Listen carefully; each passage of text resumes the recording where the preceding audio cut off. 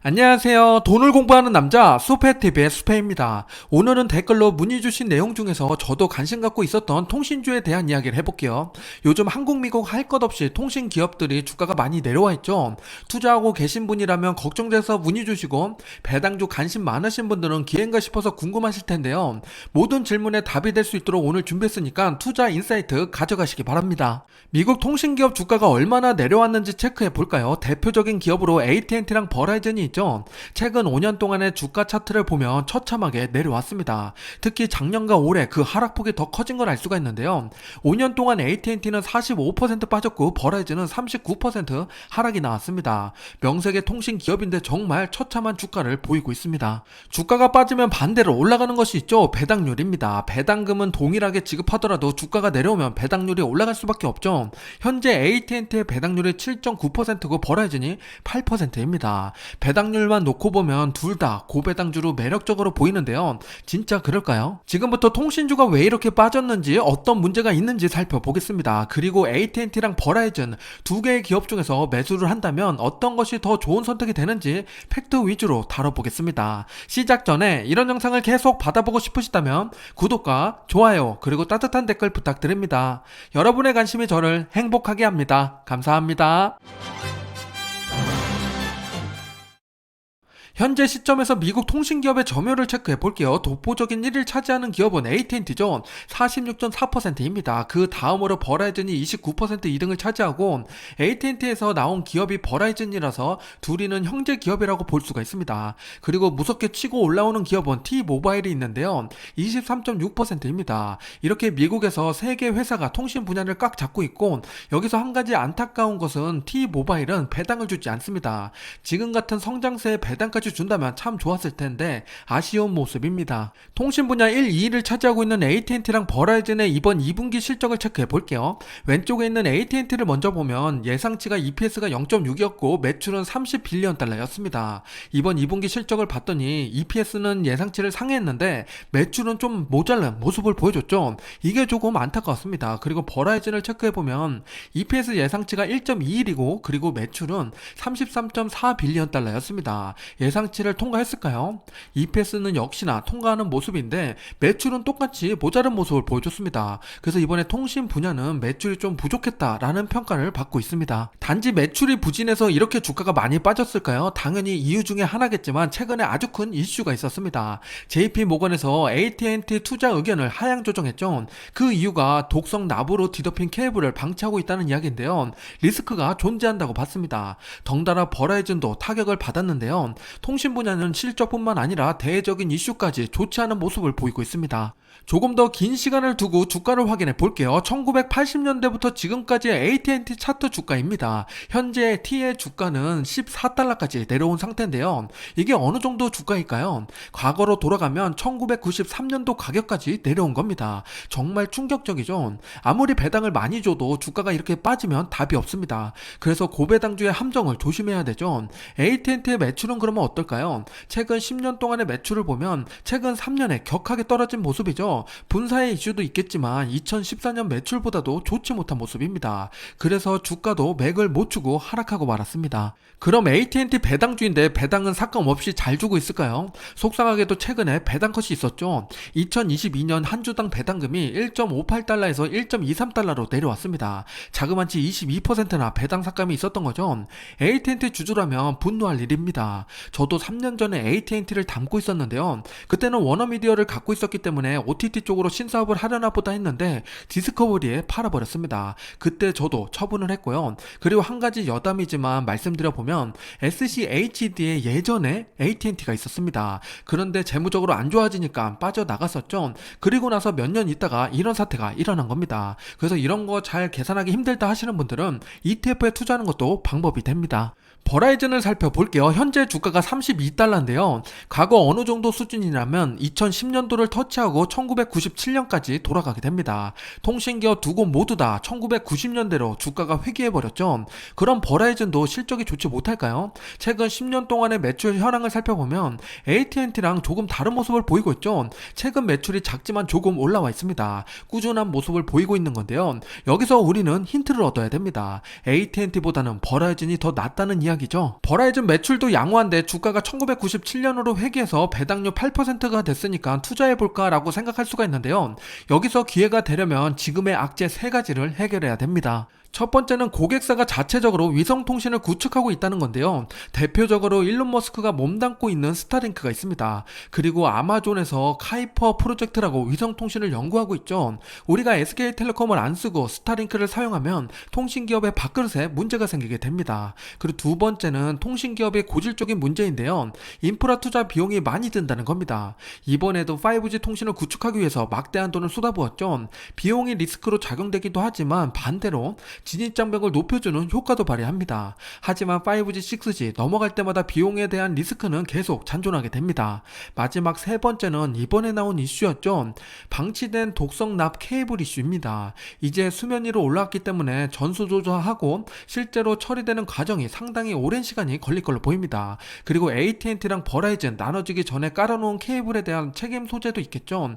이런 문제가 다 해결돼야 끝나는 겁니다. 이런 식으로 통신주 악재 세 가지를 말씀드렸는데요. 이것 말고도 성장성 둔화에 대한 이슈도 있고 다양한 문제가 잔존하고 있는 게 통신주입니다. 이 중에서 저는 나머지는 시간에 따라서 다 해결될 수 있을 거라 보는데요. 첫 번째 이야기했던 위성통신, 이건 정말 큰 이슈라고 생각이 됩니다. 그래서 조금 더 자세히 살펴볼게요. 위성통신이 정말 위험한 존재인지 지상통신과 위성통신 차이를 알아야 리스크를 판단해 볼 수 있겠죠. 간단히 한번 설명해 보겠습니다. 우리가 지금 사용하고 있는 인터넷은 지상통신으로 통신기업에서 인프라 투자로 열심히 깔아놓은 인터넷망입니다. 유지하고 관리하는데도 비용이 꽤 들어가겠죠. 이러는 와중에 위성통신은 하늘로 위성을 쏘아 올린 거죠. 열심히 위성수를 늘리고 있는 곳이 스타링크입니다. 그렇게 지구와 가깝게 쌓아 올리면은 둘러싸면서 전세계 광역대 인터넷망이 형성되게 되는 건데요. 장점으로는 사막이나 바다 위에서도 인터넷이 된다는 겁니다. 비행기 안에서도 조만간 인터넷이 되지 않을까요? 그럼 이런 위성통신이 무조건 좋은 걸까요? 위성통신에도 약점이 있습니다. 밀집된 도시에서는 위성통신이 느리고 답답하다는 이야기인데요. 도심에서는 지상통신이 더 빠르고 좋다는 이야기입니다. 그 말은 주요 지역에서 지상통신의 자리는 계속 유지될 거란 겁니다. 우리는 인터넷을 자유롭게 사용하는 IT 강국이지만 글로벌 인구를 놓고 보면 그렇지도 않습니다. 전 세계 인구의 47억 명, 약 60%만 인터넷을 사용하고 있다는데요.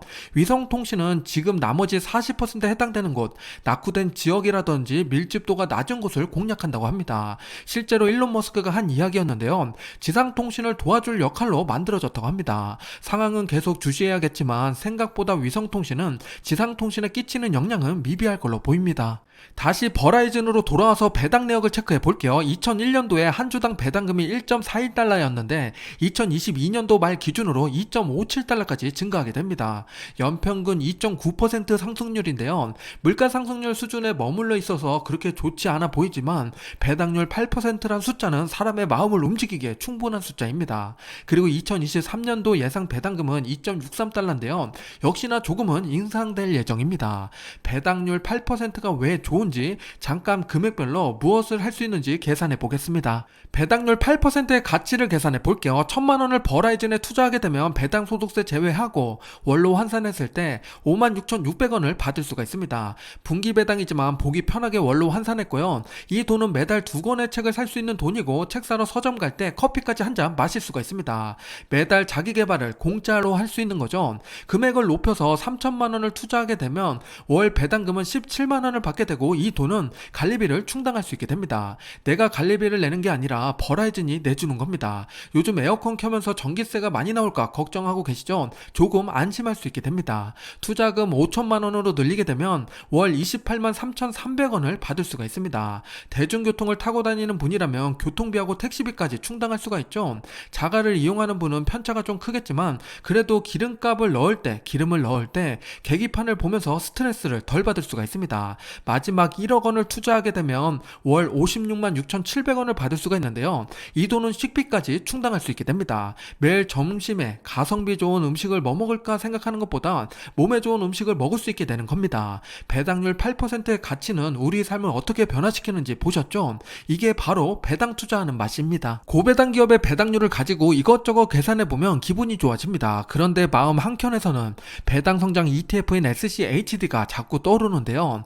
버라이즌 버라이즌과 SCHD 과연 어떤 투자가 좋은 걸까요? 제가 계산을 한번 해볼 테니까 여러분도 선택해 보시기 바랍니다. 버라이즌과 SCHD에 5천만 원씩 투자했다고 가정해 볼게요. 버라이즌은 현재 배당률 8%로 높은데 배당 성장률은 2.9%로 작죠. 반면에 SCHD는 현재 배당률 3.5%이고 배당 성장률은 13.9%로 상당히 높습니다. 그래서 빨간색 그래프가 뒤로 갈수록 높은 거죠. SCHD가 장기 투자에 좋은 건 다들 알고 계시죠. 그런데 우리는 언제까지 인내해야 되는지, 그 과정은 어떤 차이가 있는지 알아야 합니다. 그래야 투자 선택을 할 수 있는 건데요. 1년 차를 먼저 보면 버라이즌은 월 28만 원을 받게 됩니다. 앞에서 봤듯이 주유비 충당할 수 있는 돈이 생기는 거죠. SCHD는 12만 원으로 절반도 안 되는 돈이 생기게 됩니다. 이렇게 차이가 많이 나기 때문에 포기하는 사람들이 많은 거죠.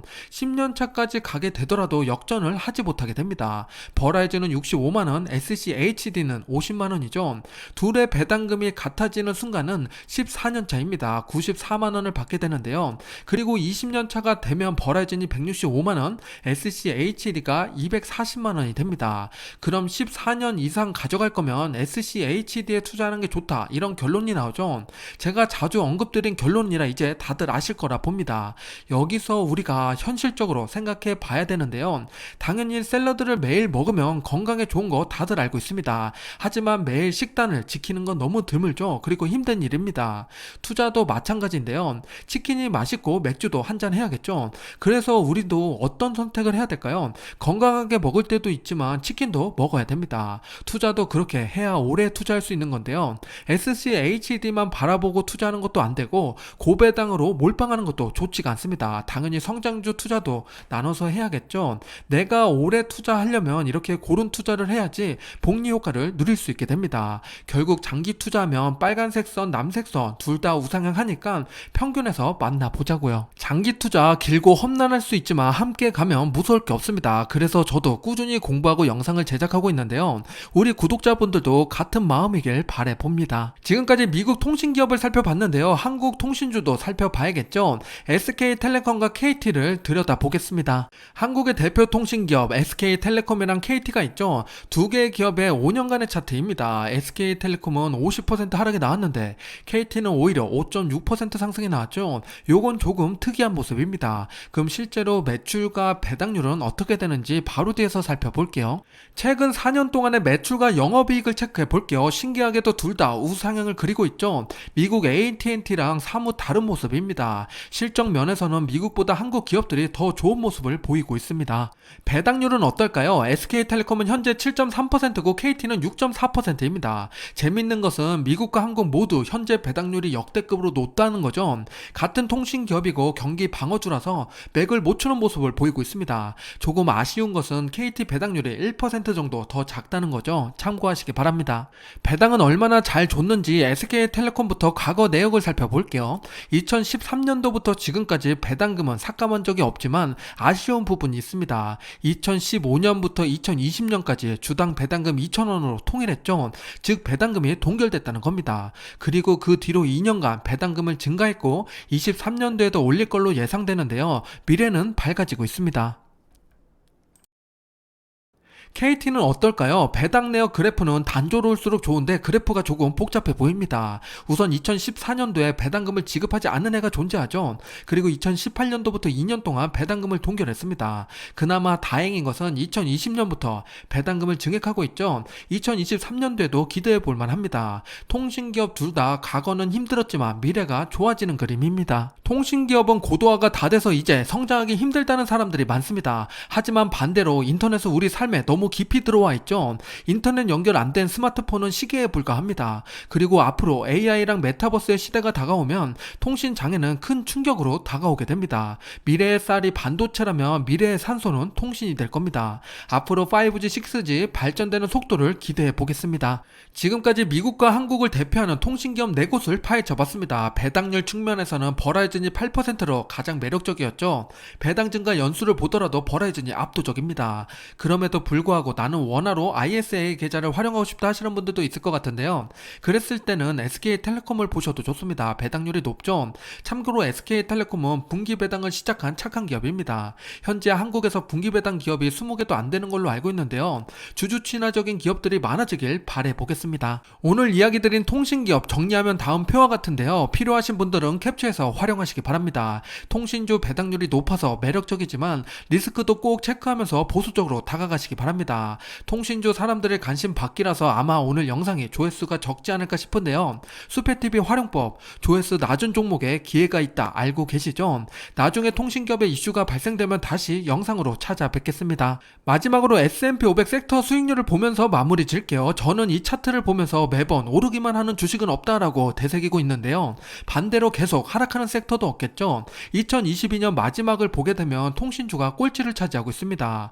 배당을 받으면서 버텨봐도 좋은 방법이 될 수가 있는데요. 언제 다시 반등할지 몰라도 2016년, 2019년처럼 상위권에 랭크되는 날이 오리라 생각합니다. 그날에 오길 바라면서 오늘의 영상을 마무리하겠습니다. 여러분의 투자에 도움이 되셨나요? 구독과 좋아요 부탁드립니다. 오늘도 성공 투자하세요.